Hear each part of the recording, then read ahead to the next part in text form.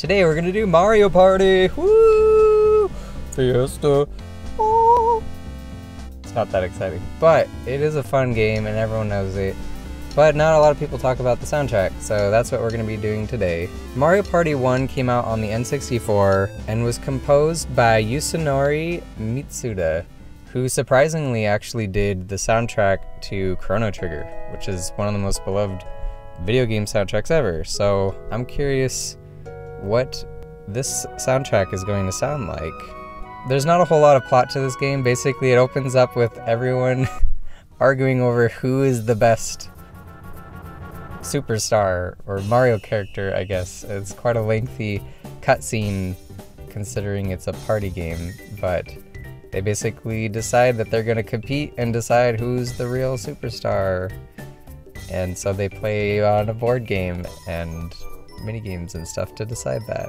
The opening track that sets this all up is fine. It's kind of charming, a little cheesy, but whatever, it fits. The second track, the Mario Party theme, that's just like the title screen. It kind of starts off just kind of a vague party scene and then kind of turns into this like fiesta, I guess. Even though there's not really a whole lot of kind of festivities going on in the game. Then you have the song Playing the Game, which is basically just the Mario theme with an accordion and a marimba. It's pretty good. Then you have The Adventure Begins, which is kind of just like a combination of adventurousness and silliness. Then you have DK's Jungle Adventure, which basically is a jungle level. Wouldn't be a Mario game without some kind of jungle level. It starts off with these kind of bongos and chants, and then comes in with this kind of swinging saxophone part, and then it kind of goes into this exploration and discovery part of the song that's kind of just pleasant. And then right before the loop ends, there's this little part with some mystery or danger right before the loop starts over again, and I like that track. Then you've got the Princess Peach's birthday cake theme. The opening starts with this kind of regal procession type sound, like you're gonna be meeting the princess or the queen. But then it kind of goes into this just kind of obnoxious arrangement of the tail end of the classic Mario theme with piano and flutes. It's not pleasant. It's not cute, and honestly in headphones they kind of are, the sounds are kind of harsh and annoying. The song overall is just forgettable. I don't like this one. Then you've got the Tropical Island, Yoshi's Tropical Island. It starts off with this kind of swinging bass, these rolling steel drums, and these little soft shakers. The second part has these little saxophone bursts that kind of jump in kind of a playful, mildly exciting way. Then they have these whistles thrown in just for the fun of it. This part's a little stiff melodically, but it's still fun. And then it adds a nice little drum solo at the end. Next you got Wario's Battle Canyon. I'm not really sure what Wario has to do with a battlefield, but back then they hadn't quite nailed down what the associations were with the characters, so kind of just threw stuff together here, I think. I suppose maybe Wario could be like in some kind of war because he's greedy. I need more gold. The beginning sounds kind of like this precarious military march, and then the march moves into this kind of commanding trumpet bit, and then the violins come in later for this kind of tense aftermath sound, maybe during like a cannon fire blast part or afterward. And then the end sounds like this kind of descending, unsatisfied regrouping, like get your troops back together. I like this theme quite a bit. It's not perfect, but it's pretty fun. Next we have Luigi's Engine Room, another example of characters the level's not quite fitting with what we now think of as the characters. I guess maybe they were going for kind of the Mario and Luigi are plumbers things, so maybe they're also kind of mechanics, just kind of like handyman types. Kind of lost that persona in years. It starts off with this kind of march theme, but it has these kind of metallic echoes in the background. And the first phrase is kind of actually clumsy and incompetent, but then it rises later to kind of having this feeling of maybe just completed a machine or had success with some kind of invention or something. This one's okay. It's not my favorite in the soundtrack, but it's definitely better than Peach's birthday cake. Next you got Mario's Rainbow Castle, because everyone thinks of rainbow castles when they think of Mario, but whatever. The first part has just kind of this gentle swaying rhythm. The second part has these light and fluttering flutes above, and this very content bass line. Kind of wondering, hopeful tone. Then the end kind of feels like birds in flight. It might be kind of weird to see birds actually flap to those notes, but I think that's the gist. I like this one, it's pretty relaxing. Kinda makes you want to fall asleep.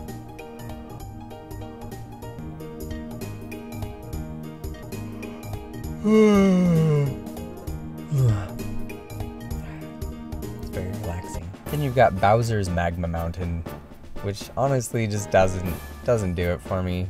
I feel like it should be a lot scarier, a lot more dangerous sounding, but instead it just kind of sounds like very mildly dangerous. And they do have this kind of part at the end that's a little spooky or unsettling, but for the most part it's just pretty generic. It's okay. On to the mini games. Woohoo! So first we got In the Mushroom Forest. The first half's kind of playful and funny, and then the second half's kind of like a 60s game show. And then it ends with a little bit of tension and expectation. Who knows what's gonna happen in this minigame. I like this one. Then you've got Ducking and Dodging. Kind of has this military march again. They really like marches in these games. And then it has the sound of like you're playing and then you have this approaching threat kind of charging at you. And just this kind of wacky game feeling in the second part. I like this one too. It works really well for bullets and bombs coming at you. Next is Full of Danger. The opening again is kind of this dangerous march.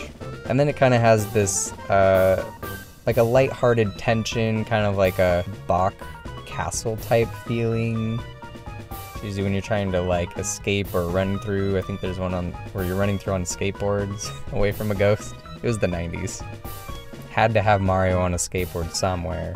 Everyone else is doing it. Then you have Wide Wide Ocean.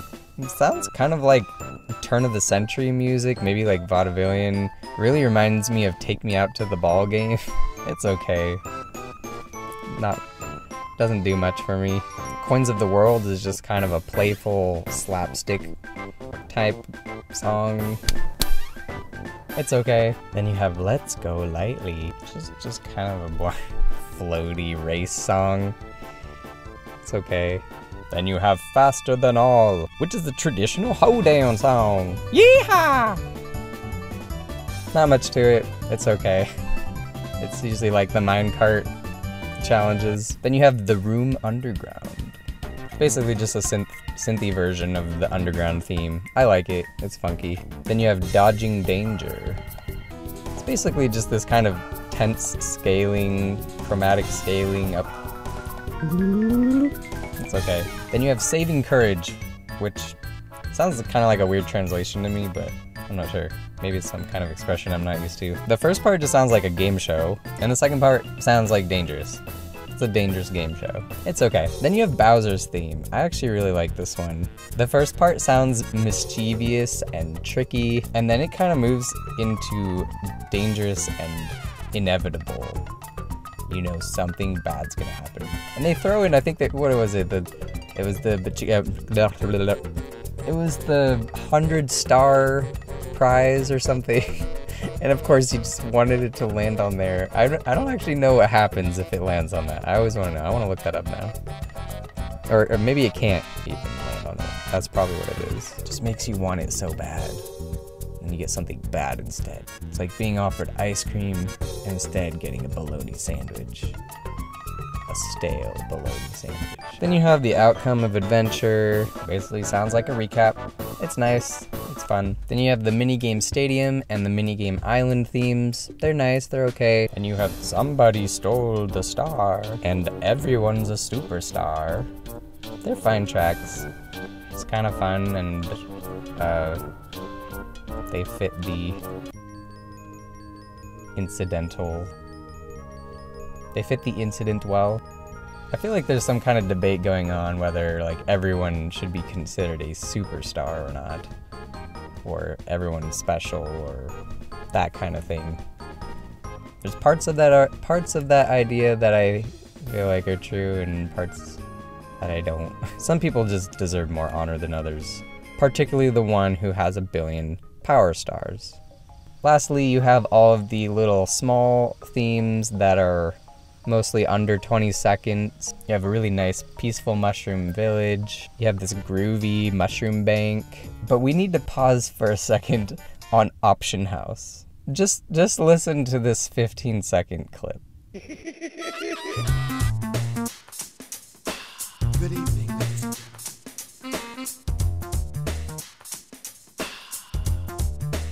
Yeah.